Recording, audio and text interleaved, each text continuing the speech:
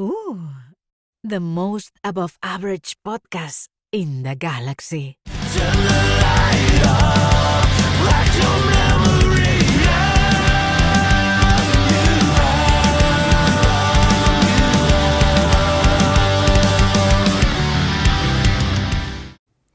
Before we start today's podcast, I wanted to take a moment to say thank you.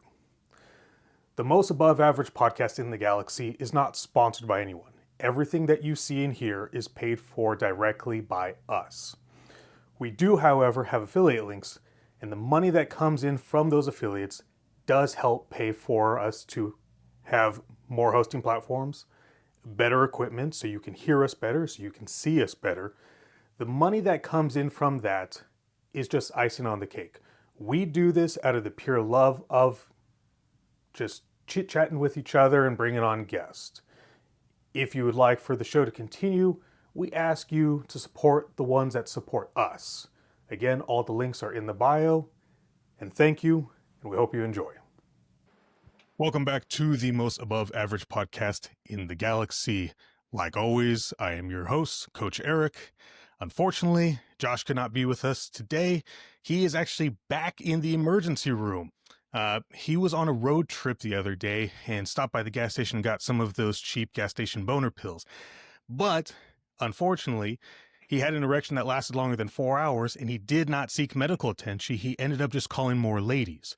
So we wish him the quick recovery and we will see him next time. But today, you weren't ready for that. I am joined by my good friend, Amandha. I'm sorry, am I pronouncing that correct? Okay, I did good. I practiced in my head. Now, we've known each other for a good chunk of time. You've done a couple of my silly workouts. You seem to like them. They really work, man. Yeah.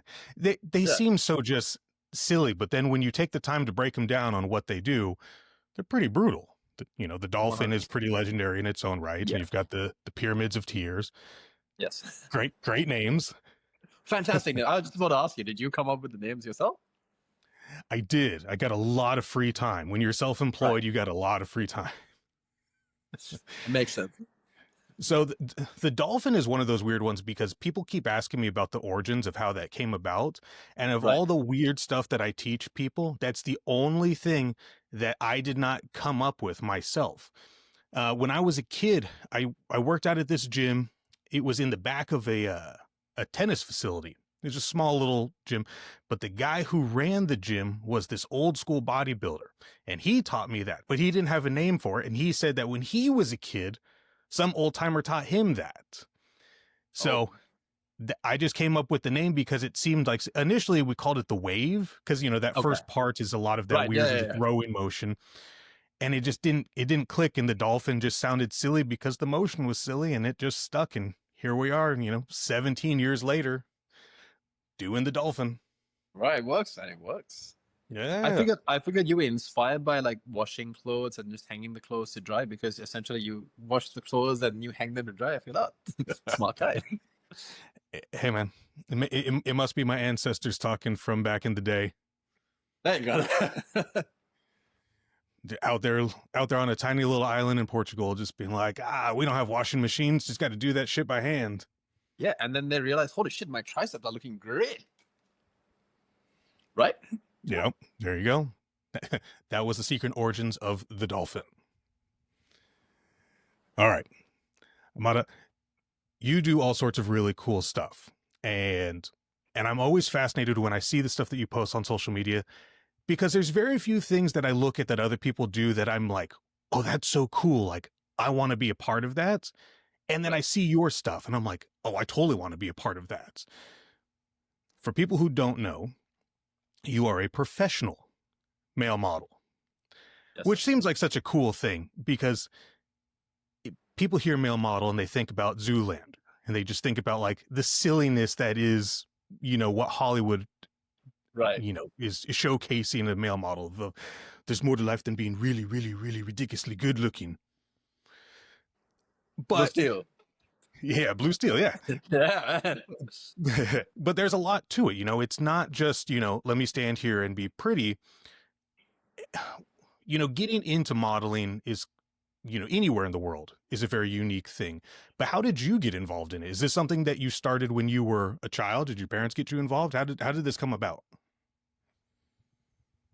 No, man, honestly, what happened was it wasn't something I was looking for at all. I used to work in a TV show called Party Crashes, where the concept was so whatever happening party is happening in Sri Lanka, or at least in Colombo, you go and cover it.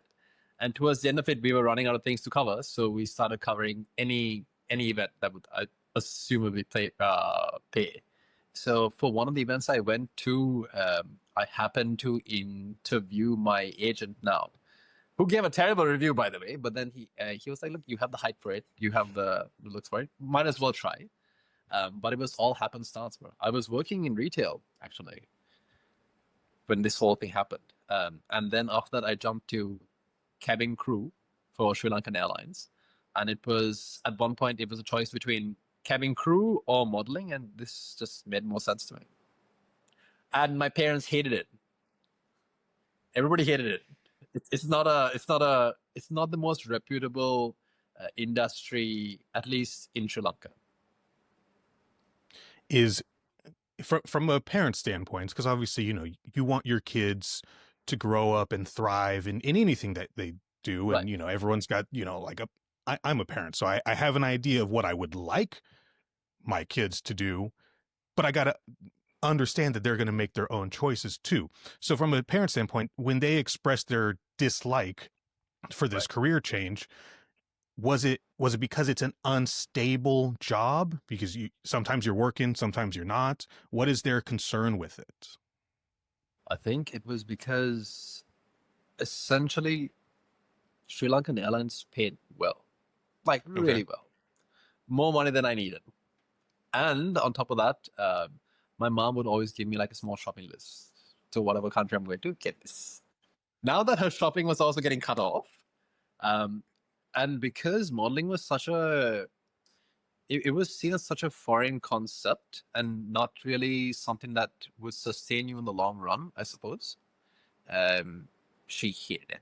She hated me moving from the retail place I was working to Sri Lankan Airlines in the first place. And then she really hated when I moved from Sri Lankan Airlines into modeling, because essentially what you're saying is, I have just to wear clothes and walk on this thing that people will take pictures, and then that's what I'm going to get paid for. And she's like, absolutely not. So I had to resign in secret. And it was on the last day of working at Sri Lankan Airlines that I told my mom, "Oh, by the way, I quit the job." Yeah, and then she's like, So you know what I do. Bodybuilding has given me such an amazing life where, Right. I have this incredible career, and it's not even from a monetary standpoint. It's amazing that I get paid to help people. And I think that alone, even if you cut my income in half, I would still be so thrilled that I get to help people. That's a really cool thing. Like I just said, bodybuilding has given me an entire life. Right. What has the modeling brought to you? Is it more than just, hey, look, people like me and they're going to take pictures of me? I want to say it is something that actually it pushed me out of my comfort zone, Eric. I was a very introverted kid, and I was really scared of any form of attention in general. So majority of my childhood I would just spent playing video games. I would rarely talk to anybody. I would rarely go out. Modeling forces you to be this confident person who can strut up and down this ramp wearing as much clothing and makeup and all that. I think it's because it pushed me out of my comfort zone that I fell in love with it. And I think so through modeling, I was able to represent Sri Lanka on an international stage twice. So one for Miss International and one for Face of Asia. The pride that came with, all right, so you are the guy, you are the chosen one. Go make our country proud, right? And all that just riding on you. I think I fell in love with that. That's great, man. That was fantastic. And after a while, so like I think it's essentially like what you do, right? So I watch your stories and your posts, and I got inspired by you to do whatever exercises, right? Which is why I do the dolphin religiously, and I do the pyramid of tears. Likewise, people have seen my social media posts, and I generally gym early in the morning only because then it doesn't get in the way the rest of the day. So people have seen that, and then they took inspiration from that to start recalibrating their lives into something better. So essentially, it was just because this happened, but essentially, I was able to change quite a few people's lives because I chose something that I really wanted to do, as opposed to compromising and doing something that I really didn't want to do. I think that's how modeling really helped with that. That's awesome. You had said that you were not this, oozing with confidence person before you got into modeling. That first introduction to it, are you playing a character in your head like that imposter syndrome? Like, oh, I'm going to go out there, I'm going to smile and everything is going to be great. And then you're just kind of faking it until you make it, but on the inside. 100%.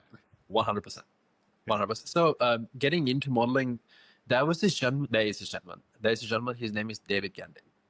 He is my role model when it came to this. And that's only because I think he was one of the first male models who did away with the skinny male model physique. And he was like, no, look, I'm going to look like a guy, and I'm going to make it work.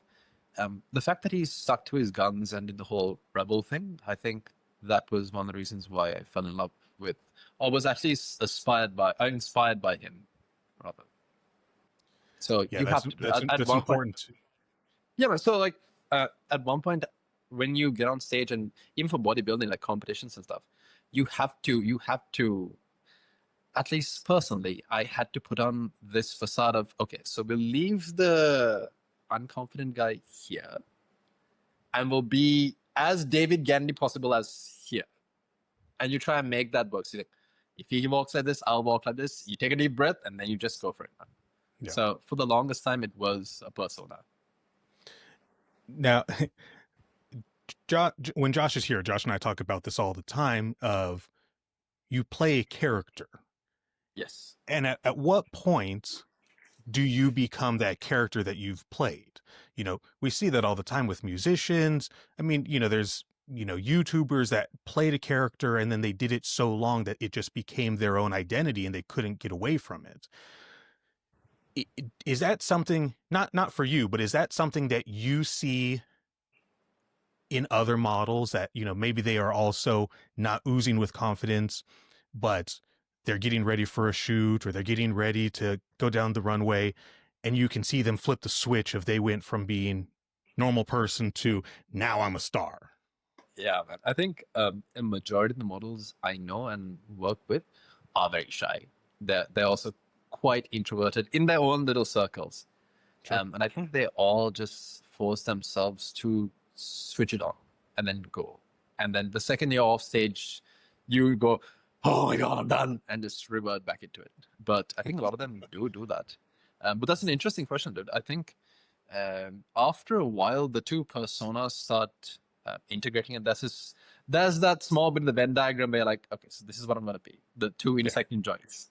I Sure. think after a while, you start becoming that because you keep idolizing that viewpoint, right? So to be the ideal version of me on a stage, I have to be this ideal. And you just keep going show after show after show after show. So I think in a way, you sort of manifest that for yourself as well. And then you become the superhero you want to be. Yeah. Yeah. I'm still trying to be that superhero, but we're getting there. Bro, you're a bigger superhero than I am, man. So I got to make sure that I use the proper wording for this. You are a men's mental health advocate. Yes. Now, men's mental health is such a unique thing because it looks as if so much of the world, and not just isolated into one particular region or, one particular tier of a country, but so many of us grew up very old school that, a man is a man. You don't get to cry. It is your job as a man to be the supporter, the provider, the protector, and your emotions, you put them in your back pocket and you suffer in silence. Yeah. you know, moving into modern day time, obviously there's thankfully a nice big push in understanding that men have emotions too. And not to say that you need to sit on the corner and cry every 5 minutes, but having emotions is a real thing. And I brought that up because statistically, it's really, really wild. Globally, men account for 2/3 of all suicides. When you break it down just regionally, just in Europe, it's a 4-to-1 ratio of men to women for suicide. That's what And it's wild. And I want to dive into that, but with body dysmorphia, I mean, it's body dysmorphia is in everything. You've got it from the bodybuilding world, which granted, you can't really complain because we do it to ourselves. Yep. But then, you've got modeling, and both in Western civilization as well as Asia, there's a very high standard to be a paid model.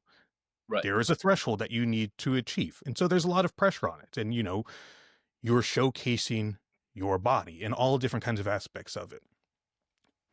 With body dysmorphia, and, for men, we call it the Adonis complex, where, the muscles are never big enough. You're never lean enough. Whatever Right. it is, it's never enough. Not enough. Yeah. How does that affect, with everything that you've got going on? Is that something that you suffer from too, or is it just something that you're seeing around in your line of work?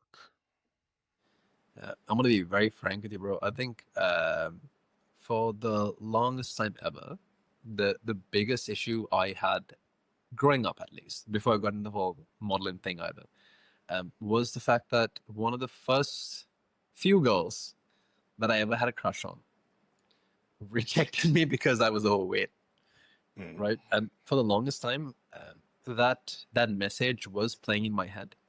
So every relationship I got into thereafter, I used to always pedestalize my partner. So they could never do any wrong. In that I was lucky to be with them. And should I speak out of turn or do something that might upset them, I might lose them and never get somebody that good for me. And that's how I always saw myself, right? And then I think the last year, so with the whole men, so in Colombo, every Sunday we have a small men's circle as well, where we do some introspective thinking and whatnot. In one of those circles, I realized that holy shit, I can't attribute any of my successes to me, because if you track it down hard enough, the reason why I lost the weight to start going to the gym, which helped me get into shape, which helped me get into modeling, which helped me get into content creation, was because those girls called me fat. And that's a very sad realization. So what I did was essentially, I wanted to undo it. So from last November, I stopped, bro. I stopped gymming for a good month, about 2 months, and just ate. I put on 10 kilos. And then I think from this year, Feb or March, I started going back to the gym and getting into shape. But this time it was because I want to lose the weight. It's because I want to look as great as I wanted to, and because I think it was Socrates who says it's a shame for a man to not know how great he can look or how much he can push his body. And I really wanted to be the reason people believe that they can change for the better just because they want to, not because of an external force. So body dysmorphia has been one of my biggest driving factors, especially because I do both modeling and I did a bit of bodybuilding locally. And to me, dude, the thing was, especially in Sri Lanka, I never saw the body positivity movement moving too well for guys as opposed to the ladies. So you might get a lady on the plus size, but even in the local stores that sold plus size clothing, the plus size male models look as jacked as you. So I was like, okay, so where is it fair? So it made no sense. To me. That's how it is here too. We still have it like that. Yeah. Absolutely makes no sense. So that's when I realized that because of the dichotomy, I not that I had to get in shape, but I wanted to get in shape for myself so that I can heal that internal wound and then be the reason that somebody else believes that they can also get in shape. That's why I think the body dysmorphia thing bugged me for the longest time.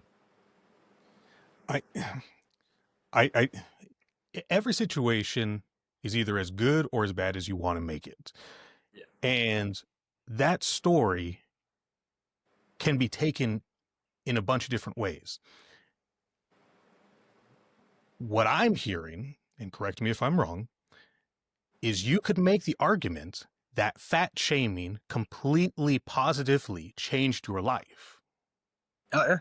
Oh, 100%, man. And that's people in America would lose their mind if someone Yep. said that fat shaming was a good thing. And not to go out there and just poke fun and go to a store that's got fat people and be like, hey, fatty. That's obviously, that's rude. Right. But with constructive criticism. Right. And that's And how the I result. became it. Right. And that's how it worked for me as far as bodybuilding. Because when I got Right. into bodybuilding, with bodybuilding, everyone's got, key genetic body parts. Like for me, it's arms and legs. Like they grow Okay. like a weed. Right. But my back did not grow. And I remember there was a guy at this small little gym, and he goes, "You look like a pencil with arms. You have no back." And I just remember thinking, I'm like, what are you talking about? I have 22-inch arms. I'm a freak show. And he goes, you look like a cartoon character of someone who doesn't know how to draw. And like, first of all, fuck you. Wow.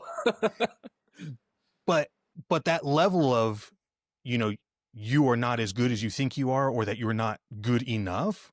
Yeah. Oh, that totally stuck with me for years. I mean, it completely changed the way that I trained. It completely changed the way that I looked at my own body. And now my back is by far my best body part. So Congratulations. thanks, Dave. Yeah, man. So I think so. I think the world has gone to a very sensitive point where if you say the wrong thing, even with the right intentions, it kind of goes south. Um, Ironically, though, in Sri Lanka, the general greeting here, because it hasn't gotten that politically sensitive yet. The general greeting here in Sri Lanka is, "Oh, you've gotten a bit fat. No, what happened there?" And that's how all your aunties and uncles would greet you, and you're like, "Ah, yeah, I suppose. Nice to see you too. Thanks." yeah, and Yeah. I think I'm very hopeful. Hopefully, that political correctness does not go your direction, because it's atrocious. And my family is very, very brutally honest. My grandmother, I love my grandmother. My grandmother is hilarious. She's super, super spicy. And my wife is pregnant. So she's due in about 2 to 3 weeks. So she's Oh, quite pregnant. right. And so my grandmother will see her and she'll be like, oh, wow, you're so fat. And, it's a grandma thing. And so Right. Yeah. it's that generation. We don't take it to heart. We're not like, oh my God, she said I'm fat. You're just like, crazy old lady. Grandma. Yeah, it's grandma. Yeah, man. So body dysmorphia is everywhere. Is there anything that worked for you or that you see work for other people as far as helping the emotional side of that body dysmorphia? Because a lot of people, they say, oh, I've got mental health problems, or, I'm sad, Right. but I don't know where to start. How do I get myself out of this hole that I've emotionally dug for myself? That's a great question, man. I think, look, I come from a very strong belief of if all your superheroes are dead, who do you turn to save you? Right? And that is because deep down inside, I'm a huge geek. But outside of that, dude, it gives you a lot of power because you can always point it back at yourself saying, all right, so if there's anybody else who's going to do something right for me, despite whatever might happen, despite external circumstance, I'm going to have to be the person to save myself from whatever situation. And that's a very empowering thought. I also learned quite recently actually that with things like depression, and I think it's anxiety as well, but very strong depression. Working out works a lot better than any antidepressant that you can actually prescribe. So I think a lot of these things are interconnected. It's just that it is very easy to lie down in a victim mindset and say, yeah, the world is against me and therefore I don't really have to try because it's set against me. Why would I? Even if I did try, there's something else would come up. It takes a lot of courage and a lot of self-belief to dust yourself off every time you fall back down, and then to pick yourself up and tell yourself, it's going to be fine. I'm going to make this work one way or another for myself. And that, I think, is where you draw the line between mental health and doing something for yourself. There are some things that are beyond your control that you need a professional for. Sure. But then that is also true of getting a professional coach for bodybuilding. So if you want to, there are solutions to the problem. The question is, do you want to actually work on the problem, or do you want to just lie down here and just make another excuse and waste another year? There's a really big push for antidepressants in the Western world. Is that becoming a popular thing in Asia? Yes. Not in a huge way, but at least in Colombo, I know quite a few people who are on antidepressants. So I did an episode a couple months back with a guy named Brandon, and he's very, very well known and well respected in the biohacking community. And we talked about the SSRIs, and he is not necessarily pro SSRI, but he understands that there's a place for it. And just, like I said, you can make any situation good or as bad as you want it to be. And I can make the argument for both sides for just about anything. Right. And we had talked about the possibility of, you've got these people in this emotional lull that they only see darkness. They can't even find, the light switch to turn the room on any brighter. What is the first step that they could take into getting out of this, darkness that they're in? And we talked about the possibility that, granted, there are a lot of different antidepressants and they all do something a little bit different, but maybe that is not the long-term answer, but it could be that first stepping stone to help get them motivated, to help get them out of the bed. And then let them, it's that first domino. Once that first one tips, and then the rest of them just keep going. 100%. So, the concern is that people become dependent upon it, that they feel that, I can't function without this. Without it. Yeah. And then that dependency kicks in. And that's always my biggest concern, because when you're dealing with Western medicine as a dependency, what else is going on? Right. Because when you're talking about dealing with emotional trauma, yes, the gym is a fantastic place. You're able to release your aggression and it helps you emotionally reset. I call it controlled rage. I go to the gym, I have this controlled rage. I listen to angry people music. I lift heavy stuff. I put it down, and then I go home and eat eggs. Right. And then I'm calm. Then I'm calm and I'm great. Yeah. Right. So I bring that up to parlay into another thing. Is I've said this for years, that you can only be textbook smart for so long before you burn yourself out. So you need to find balance, meaning that if you're textbook smart all the time, you got to find a way to retard your brain. And I use that word correctly, not in a derogatory term, but think about it as if you were adjusting the timing on a motor. You are retarding it. You are slowing it down. Slowing down, yeah. Yes. People hear that word and they lose it. So I got to note it. You have to find that balance. And like with my household, I'm the only man in the house. It is my wife. It is my daughter. It is the other daughter that's on its way, a female dog, and a neutered boy dog. That's not a man anymore. That's just another dog. Right. So having that balance of male interaction for masculinity, and not to say that, you can't find balance with associating with other women, but how important is having that male camaraderie and, having, for a lack of a clever word, a guy's night? I think I don't know where the study came from, but I think it was shown that for guys to retain some level of sanity, you need at least two guys' nights a week, Per right? week?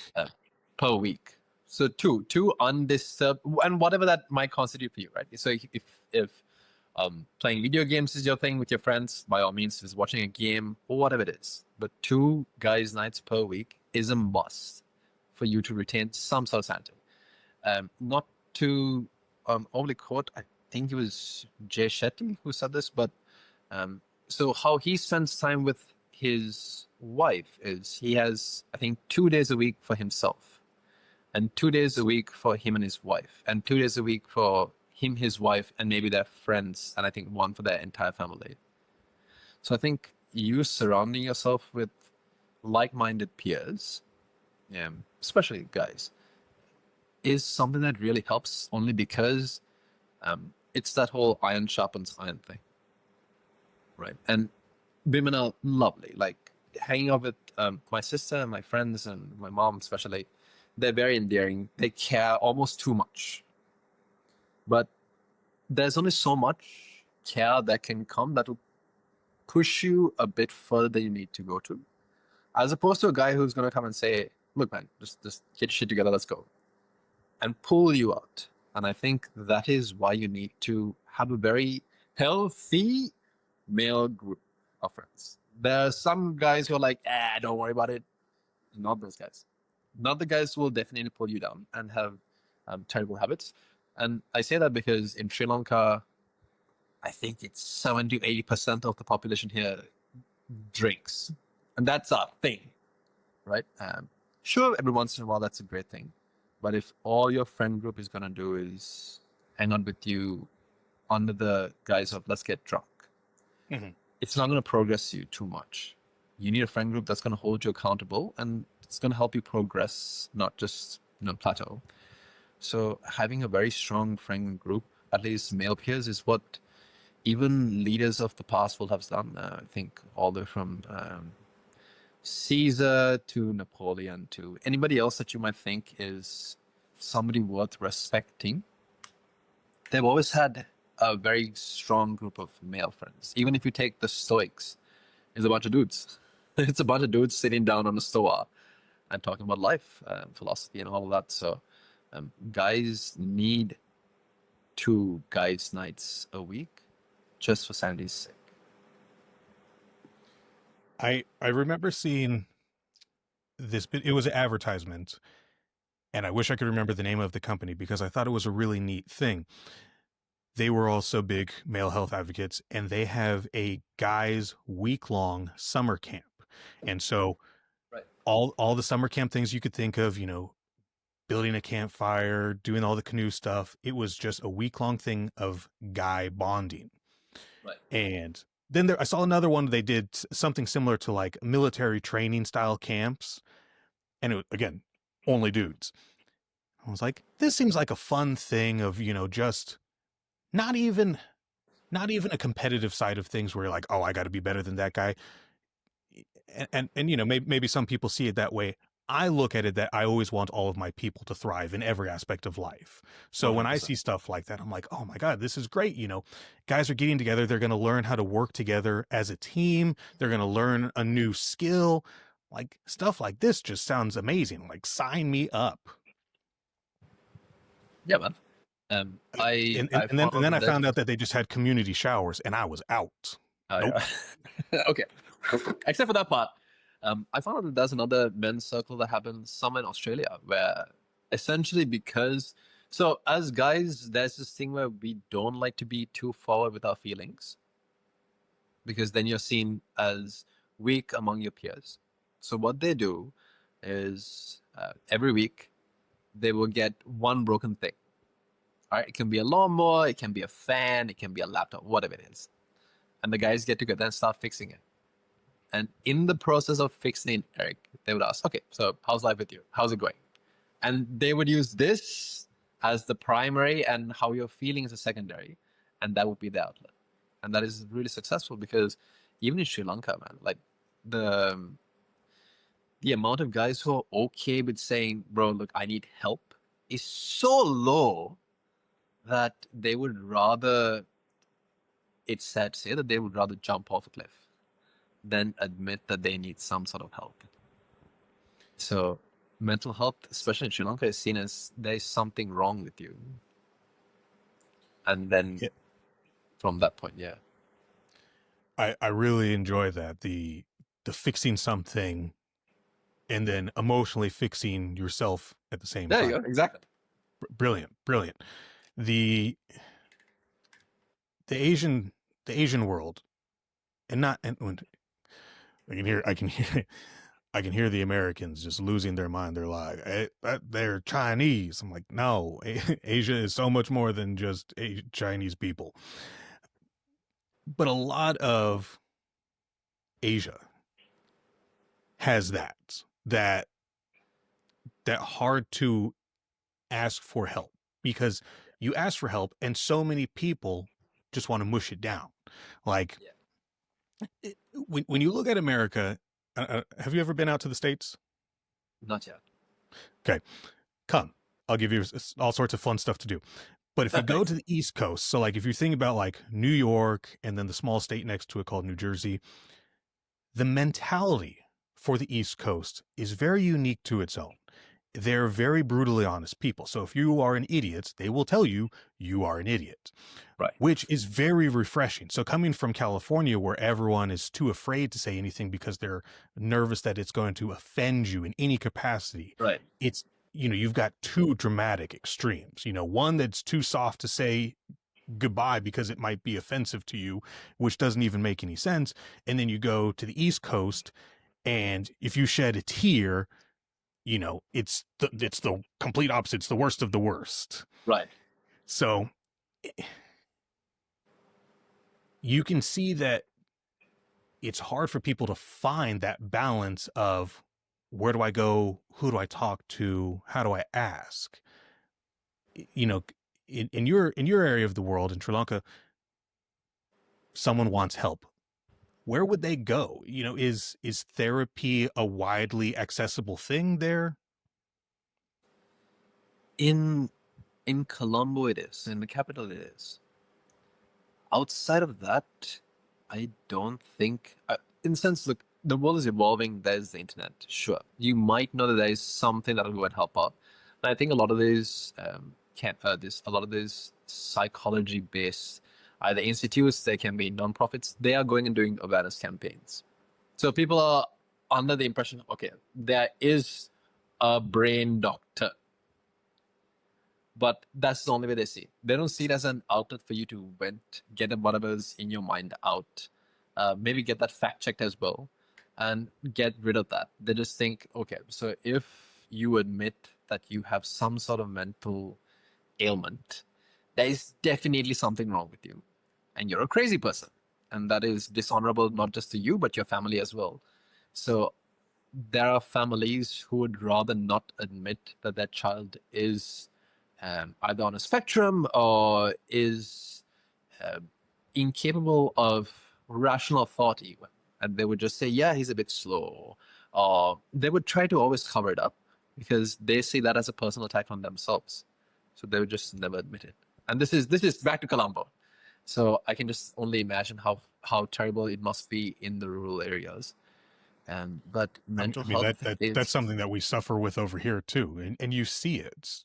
You can clearly see that the child needs a little bit of extra help, and there's nothing wrong. Absolutely right. There's nothing wrong with asking for a little bit of extra help, but the parents are like, "My kid is an angel," right? And I think as a parent, you need to be very honest with yourself. I don't get me wrong, I love my kid, right. But I can admit when there is a fault. For sure. And if you try and brush it under the rug, that kid will never get help, and they will never thrive to the potential that they could. Exactly. Like, you don't want to be a heel to your child's success because you had pride. That's the word, dude. It is the parents' pride, and they don't want to get rid of it. Yeah, they're afraid to. Yeah, I mean, we're not that different, you and I. So, not to stay on so doom and gloom, we'll turn it upbeat. Yeah, for sure. Having male camaraderie is fantastic. You should always have good friends. But I wanted to circle back. You'd said something about picking your friend circle, your friend group. I've said this for years, and it upset a lot of people, but it needed to be said. I have a lot of acquaintances. I have very few friends. How many people, when you look in your phone, you sit there and scroll, you're like, look at all these contacts. I'm so popular. How many of those people, if you called them at 2 a.m. asking for help, would even answer the phone? Absolutely. And I think it's a disservice to the people you actually call a friend who would pick up the phone at 2 o'clock if they're a friend and these people are also friends. Yeah. Yeah, man. So, and there's nothing wrong with having acquaintances. Like I have lots of friendly acquaintances in the fitness industry. Right. I'm not going to invite them to my house for a barbecue, but I will have dinner with them. I will break bread with them when we're, traveling and doing things abroad. Right. But that doesn't mean that we are friends. There's a boundary. And for your own mental health, both short and long term, it's very important that you set up boundaries.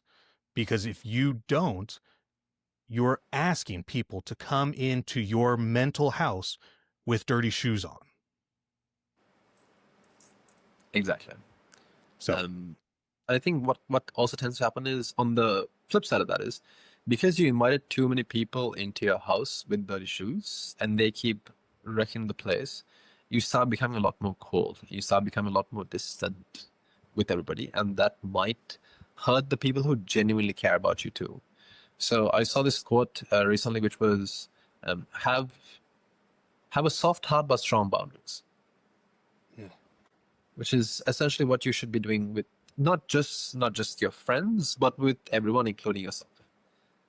Right? There are certain things you do and certain things you don't do. If you are a bodybuilder, there are certain things you do, certain things you don't do. If you're a model, you have to look a certain way, which means there are certain things you can't be doing. Right? You have to be on a skincare routine and a face care routine and a hair care routine. These are things that are expected out of you. Fantastic beard, my sir. If I do say so myself. the skin quality. Oh yeah, that was glaring too. But that's the thing, right? So you have to have those strong boundaries with everybody, so that people respect the fact that you respect yourself enough. And I think that's where people are either too afraid that they might hurt somebody else. So I think it comes from a good place. So everybody's your friend. But if everyone's your friend, then no one's your friend. So what you said was absolutely right. Setting those boundaries, being honest with yourself, but also, so I do a lot of business coaching and entrepreneur mindset and things like that. So I do a lot of other things other than just the bodybuilding stuff. That's just what people see. But the self-truth goes with manifesting. And I don't know if this is something that you particularly involve yourself with, but I could tell you firsthand how much manifesting and meditation has truly improved the quality of my life, not only for myself, but for the people around me that I care about. Now, is that something that is common for, let me present, people that go in looking for mental health generally don't do these things.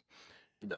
Once they seek help, is this something that is common advice given to them to start meditating, to start manifesting the person that they want to see themselves at?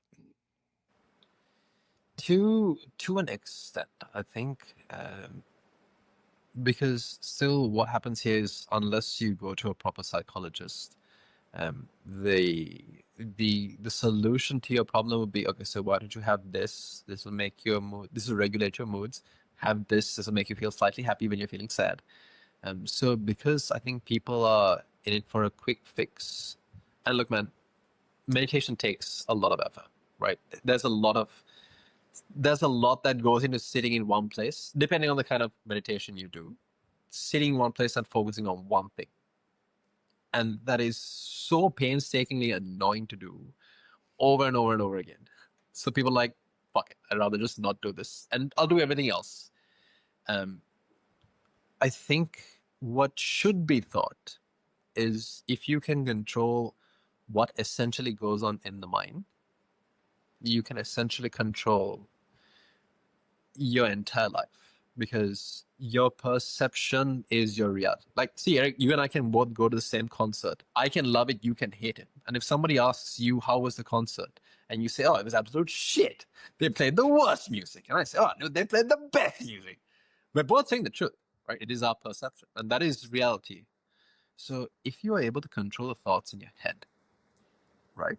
Well, then everything else that you are able to see in life and how you're able to control what reaction you get from seeing those certain things is so much more, it's so much more clear that nothing should be able to get into your head and bum you out or depress you or cause anxiety or anything like that. So I'm a strong believer that if you are able to control your perception, your reality fixes itself. So, hey man, props to you if you're actually doing the whole meditation thing, because I know how hard that is personally. So I'm going to add on to that because when you talk about your perception of yourself, now there's different types of meditation. It's, when people hear meditation, they generally think I'm sitting, with my legs crossed and I'm going, And that bell goes ting. yes. Oh, the bell thing is a totally different conversation. That's like a 6-hour conversation for something else. But when you're manifesting, when you are meditating, things like that, I implore everyone, even people that have already listened to this podcast that have heard me talk about this multiple times, is there's 2 things I'd like you to look into. There's one that's called the 369 method, which is it's very detailed, meaning that you are going to write something down, you're going to tell yourself, and you're going to do this multiple times throughout the day. So when you are writing these things about yourself, you're writing them as if they've already happened and you're waiting for time to catch up. So let's say, monetary things are such an easy topic. You could be like, I am the first millionaire in my family. I'm the first, but I won't be the last, whatever it may be. You have told the universe, this is what's happening. This is what's happened. And now I'm just waiting for time to catch up with this fact that I have generated, this truth that I've created. Now there's another one. If you, I don't know if there's a proper term that you guys have, but we have a conspiracy theorist. It's the proper term that we use out here. Josh and I have been doing this podcast for like 3 years. And so the first batch had a different name. It was called the Lorecast, Lore. Those episodes are still out there. You can find them. I never took them down. But we did a thing called conspiracy truths, meaning that we would never talk about something that we could not prove was indeed 100% fact. So we talked about the death of Hitler. We talked about all sorts of other bizarre things that happen in the world. The list just went on and on and on. I forgot. We did the truth about the Titanic, and people lost their minds about that. Fun fact, in case you don't know, the Titanic ship that sank was not the real Titanic. Let that sit in your brain. So one of the things. This is because the real owner of the Titanic wanted to see his competition fall, so he got all his competition in the same ship. Is this that? Okay, so that's the backstory of it. So there's more. Okay. No, the ship itself was not the Titanic. Okay. The a boat sank with those 3 other bankers that were on it. Yes. Right. So the bank story is 100% true. Right. Do this when we get off the podcast. Look at a picture of the Titanic when it's still sitting there in the harbor and everyone's celebrating. They're like, this is going to be great. The ship that everybody boards is not the ship that sank. So when you see pictures of the Titanic on the ocean floor, I want you to count the exhaust stacks on the top. Okay. So the company that made the Titanic had a previous boat. The real Titanic was not ready in time for its voyage. So they snuck in the one that was already built and renamed it. Oh, yeah, all right. Yeah, I know your brain just exploded. So Ah, there. so we have a thing. So with our government, you can go, anyone can go find this. It's the FBI Vault is the website, and it's the area where they have all the declassified files. Now, there's one that's in particular that's really fascinating, and it's talks about meditation. And so Right. the CIA had this huge thing talking about the importance of meditation and that it worked and everything like that. And so in the biohacking community, they have a thing that's called the 9 Forbidden Words. Why I got titled that, I don't know. But if you're into manifesting, it is something that works. It is something that I do on a regular basis. And I can tell you firsthand, I have seen the success from it. Right. But I'm not a gatekeeper, so I will gladly share this information with you because, like I said, I want everyone to thrive. There's 9 words that you repeat. Hey, universe, show me what it's like to be, and then whatever it is you are attempting to achieve in your life, that's what it is. So that came from our government. Okay. Pretty fascinating. Why do you think that works?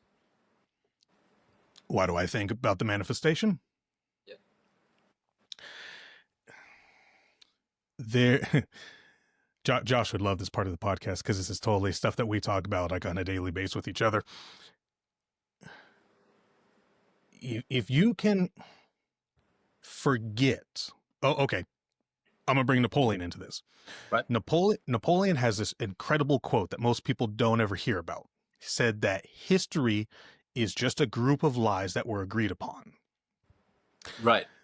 So if you understand what that truly means and how much history has been rewritten to appease certain agendas, Right. you'll be able to understand this a little bit better.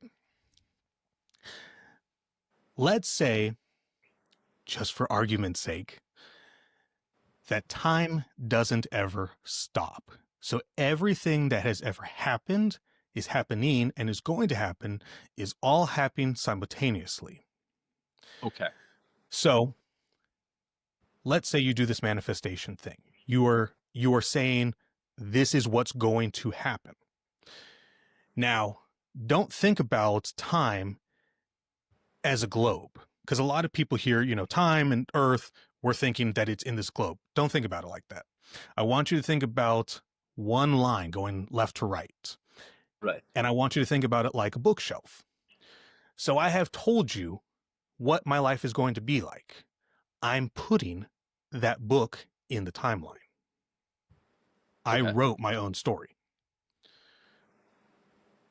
So I brought the never-ending time thing up because if you think that, our timeline is from the time that you were born to the time that you die, you're missing so much of the variable to the story. Wait. Okay. I know it's a lot to take in. Yeah. It's a lot of interesting stuff. So when you're dealing with that kind of meditation for I'm establishing a new future for myself. And you could just be a continuation of you. Maybe you're already going in the correct path, but you want it to keep going. And so that is the story that you are writing for yourself. And everyone's got their own way of doing meditation and stuff like that. And I'm sure people that are in that world probably have a better name for it than I created, but I call it cranial expansion. when I do my meditation, I don't sit crisscross applesauce and hold my fingers and hit the little bell. I lay completely flat on the ground. I make sure that I have no socks on, and I make sure that there's nothing covering my forehead, because your third eye is your forehead, which is one of the reasons why I refuse to do Botox, because I don't want to paralyze that particular area. I want it to be active. But with that being said, I do a very nice skincare routine, as you can tell. So when I'm laying on the ground, I'm trying to be grounded. Now, when I say grounded, I mean I want to work with the frequencies of the earth.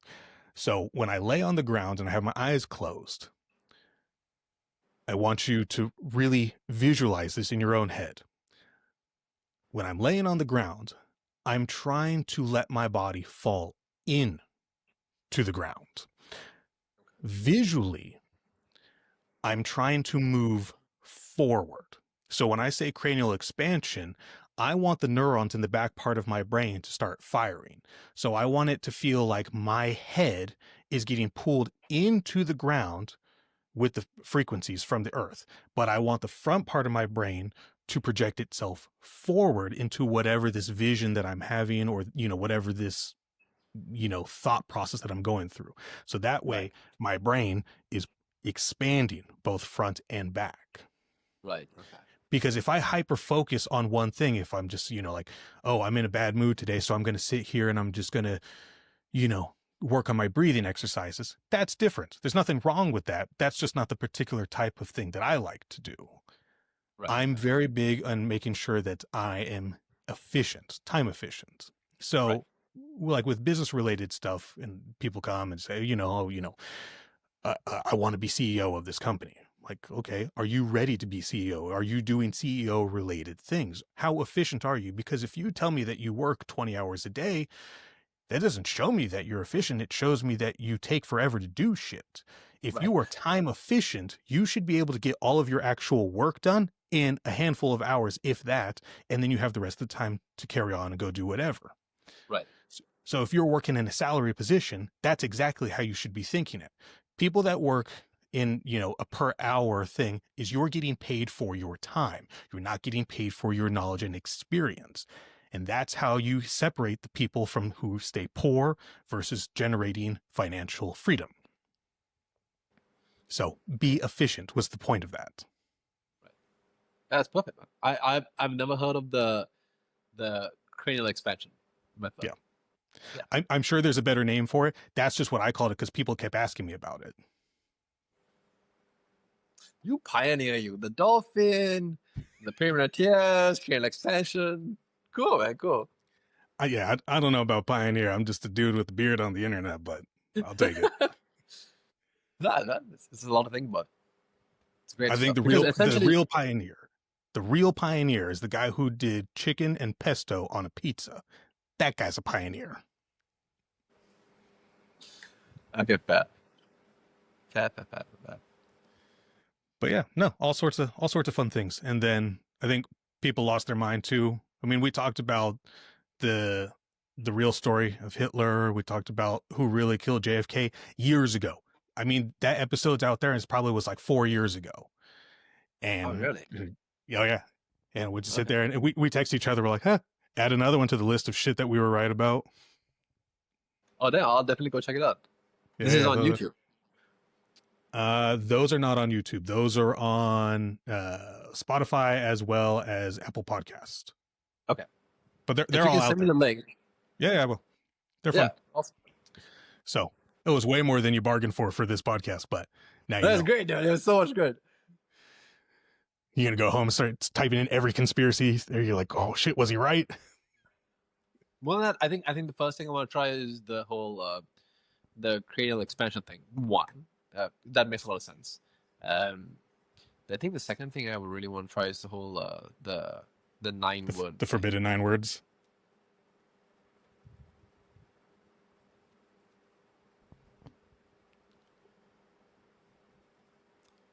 Sorry, I lost you for a split second. You good? Can you hear me? Yeah, perfect. Oh yeah, it said that your internet died for a quick second. I lost you. Hey man, Sri Lankan internet is all over the place, bro. I trust that. Um, I lost you for a second. So you were talking about you wanted to try Yeah, so something. the two things I really want to try is the cranial expansion jutsu, which you just spoke about. Yeah. The second thing I really want to try is the 9 forbidden words. Forbidden words? 9 words you're supposed to say. Yeah, Well, that they sounds called it the nine forbidden. Well, I don't remember who came up with the nine forbidden words thing. That's just been going around the biohacking community for a while. Um, but it is nice. yeah, it sounds really cool. It's really neat. Yeah. Um, yeah, there's all sorts of fun stuff to do with that. But circling back, this is your episode, not mine. Everybody knows I don't ever shut up. Okay. Aside from, you are a professional male model, you're a male health advocate. What do you have going on in the future? What can we expect from you? Um, man, I have this really bad habit of getting really bored really fast of everything I do.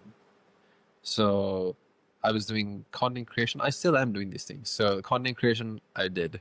I was a radio host at one point. I was a TV host at one point. I did the whole cabin crew thing. Got really bored of that. Even the mental health advocacy. I want to see how far I can push. So I did also shoot a movie, which Oh, wow. might be out in certain countries. It's very controversial. So Okay. it might not be released in my country starting from there. But hey, fingers crossed it's out. And that's one I really want to get into acting. And I think, like you, I want to try becoming a motivational coach to see how far I can go down that. Just to, I think, look, man, for a majority of my life, everything I did was for myself. And the only time I ever felt that my existence here on Earth actually made a difference was after doing the men's mental health advocacy. When people started reaching out saying, "Thanks, man. I really wanted somebody else outside of me to think these thoughts and get it out there." So maybe something a bit more in Sri Lanka with regards to that. Very, very cool. Yeah, keep me posted on the movie. I'm excited for that. Yeah, if it ever comes out here, bro, I'll send you the link. Well, I appreciate you taking the time. I know it's super late over there. I had no idea that we were in a 12 and a half hour time difference when we started to schedule this. Oh, good morning, man. Yeah. So I got one last question for you. Hit me. All right. Everyone's idea of wealth is different, and everyone's idea of what a legacy is different. One day when you and I are both just a faint memory, what kind of impact do you want to leave on the world? Had to ask the hardest question last time, bro.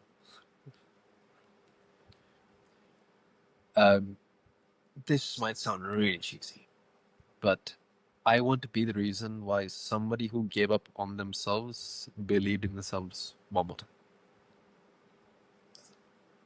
That's not cheesy at all. That's a fantastic thing. And some people know this, some people don't. Josh and I are extremely particular about who we have on the podcast. We get emails all the time like, "Oh, I really want to be a guest on there," and blah, blah, blah. We will only have people on that we feel that offer true value. And I asked you to come on because I can see that you truly give a shit. You wouldn't go out of your way to try and help so many other people with their emotional struggles if you didn't really care. So from an outside perspective, what you're doing is fantastic. And I applaud you, and I hope that it keeps going great for you. Thanks. Thanks so much. Yeah. But on that end, plug everything that you got. Where can people find you? How do they get in touch with you? Do you have your agent's information if they want to hire you to do some pretty boy stuff? It's all Instagram, man. It's all Instagram. All right. I will make sure that I plug in all your social media stuff. Thanks. Until then, thank you, my friend. Enjoy your evening. Have a great one, man.